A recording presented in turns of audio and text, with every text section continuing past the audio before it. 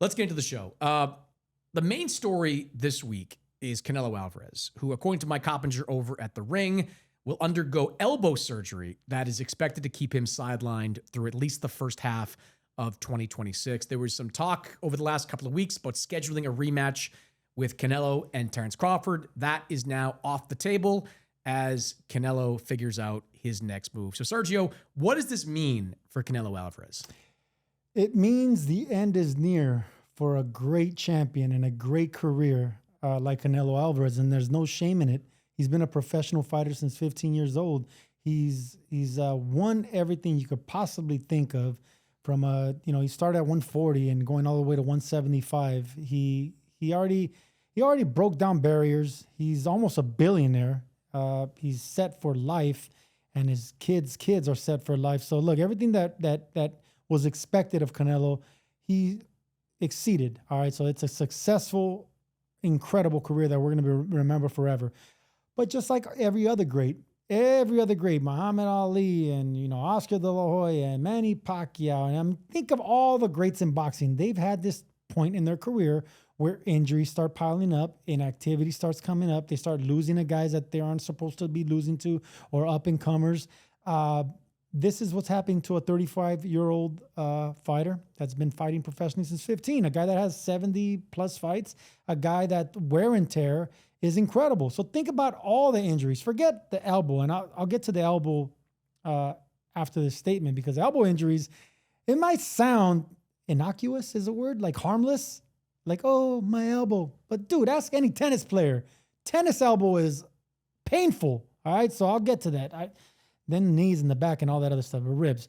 But Canelo Alvarez has had an incredible career. So look, time has caught up to him, and the body is telling him that the end is near, and there's no shame in that. There is absolutely no shame in that, the way he's going out like this. So if he wants to fight 1, 2, 3 more times, he's going to do it, but he's going to be fighting injury, and he's going to be fighting the opponent in front of him. So I have a little bit of a different take on this.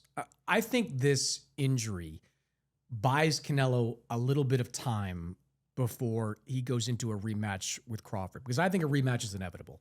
I think there's going to be too much interest from the general fan base, not just the hardcore fans, but a mainstream fan base.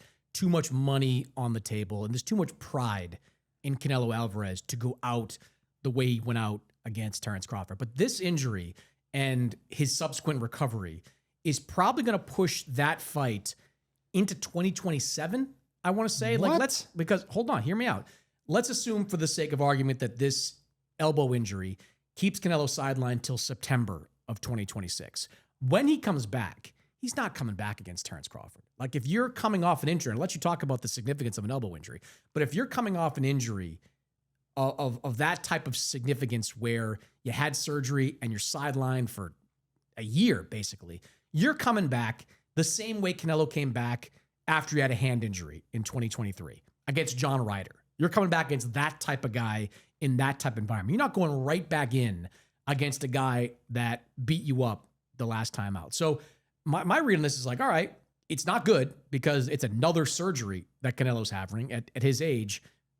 They start to pile up, and he's not going to recover faster at 35, 36 years old. But I think it buys him a little more time. Like, I don't know. In fact, I do know he didn't want to go straight into a rematch with Terence Crawford. People around this situation were telling me that Crawford, he was ready to go. If you want to do a rematch, Crawford was ready to take it in May of 2026. Even before this injury stuff was announced, Canelo was lukewarm on the immediate rematch.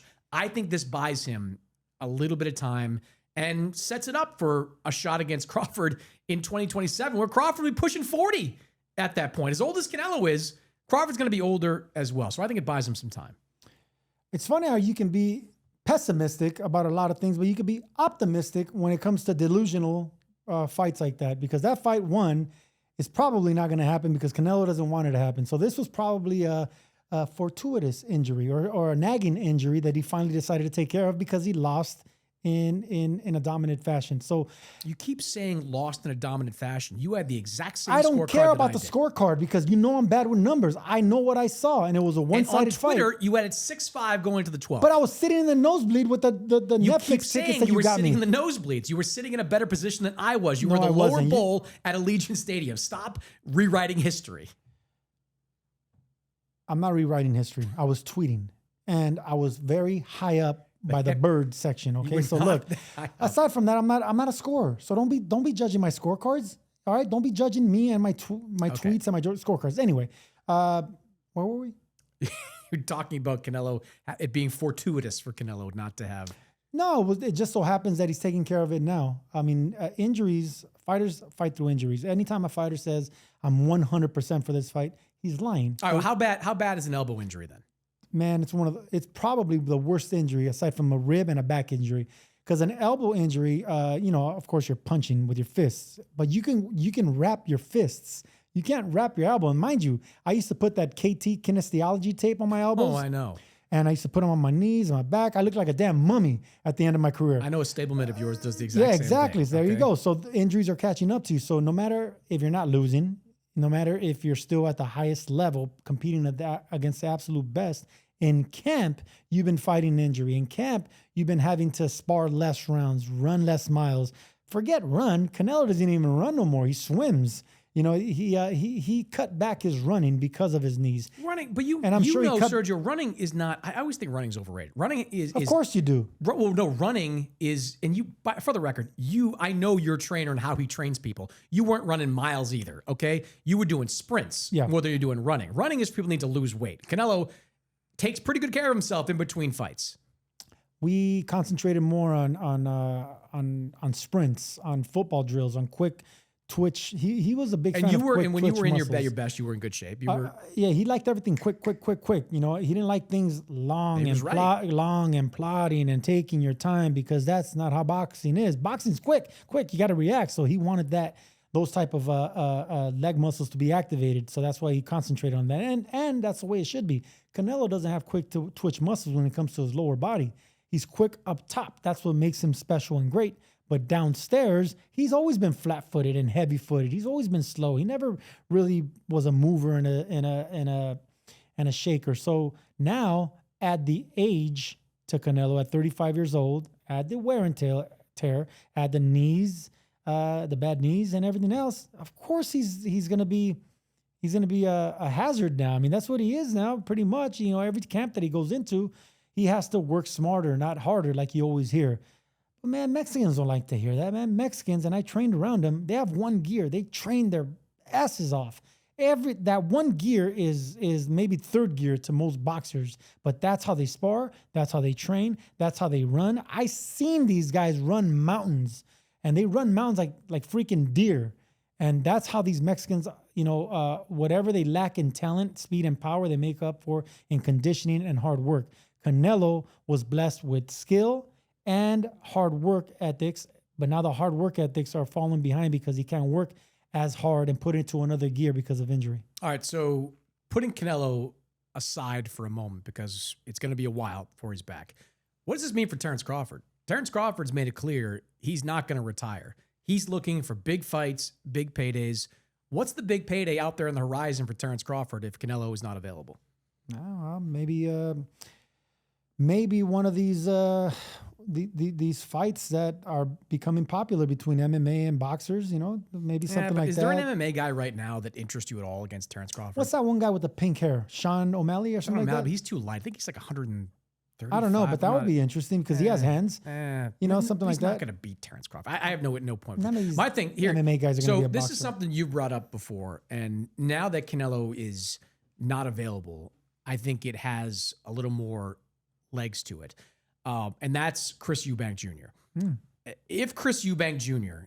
can win this rematch against Conor Benn and go 2-0 against Benn on a big stage, making a pile of money, all of a sudden, Chris Eubank Jr. is a pretty marketable guy. Like, he'd have 2 wins over Benn, a lot of pay-per-view buys, a lot of attention. He won't have a world title, but Chris Eubank, even though he's fighting Conor Benn at 160, he believes he's a natural 168-pounder. So if Eubank beats Benn on November 15th, I could easily see Turki Al-Sheikh and Terrence Crawford going, all right, we'll defend our titles against Chris Eubank. They may not be all 4 titles. I think one of these are going to be stripped away from him at some point. You can't hold on to them forever. But I think a Eubank-Ben fight over in the UK Crawford fight over in the UK is a big one. Huge. And can you imagine Wembley Stadium? Canelo's always wanted to fight across the pond. And Eubank Jr. has legacy, has a last name. He's coming off that big win. And if he has another one, it's only going to make this fight even more appealing to that fan base over there. It's a rabid fan base in the UK. So, yeah, man, that makes total sense. And even though Canelo is towards the end of his career, he's still a huge name, especially when you go fight somewhere in London. It makes all the sense in the world. It makes a lot of money too. And just like I keep saying with Eubank Jr., this will probably be his first real big championship name, even though he's had a long, extensive career fighting secondary champions and popular fighters in that area of the world. But international, this will be Chris Eubank Jr.'s first mega fight as far as appealing to Americans and everyone else. I think it makes sense. And for Terrence Crawford, it almost is a full circle moment in his professional boxing career. He won his first title was it in Scotland against Ricky Burns? It was, yeah. At 135 pounds. Now he comes back a decade plus later, whatever it is, and fights Chris Eubank Jr., Wembley Stadium. Huge payday, huge profile. Makes a ton of sense. Of course, if Conor Ben wins, we're going to get a trilogy between Conor Ben and Chris Eubank Jr. And it's a win-win for Eubank Jr. if that's the case, because that trilogy will probably be just as lucrative than him fighting Terrence Crawford. He's sitting pretty right now, Chris Eubank Jr. But if Crawford and Chris Eubank Jr. fight, I know the bill. Oh God! The prodigal pugilist returns, and find a city. You just said it comes full circle. I get it. Yeah, I get the point. I just think it's dumb. And add a stadium that starts with a P, and you got the what do you call it? Alliteration. Yeah. So I think Crawford and Ben, a trilogy out there, or Chris Eubank Jr. and Canelo for the first time out there makes all the sense. Prodigal pugilist at Tottenham. Boom. It's not a real thing. Mannix, there you go. It's Tottenham. It's not a real thing. I'll find another one with the P.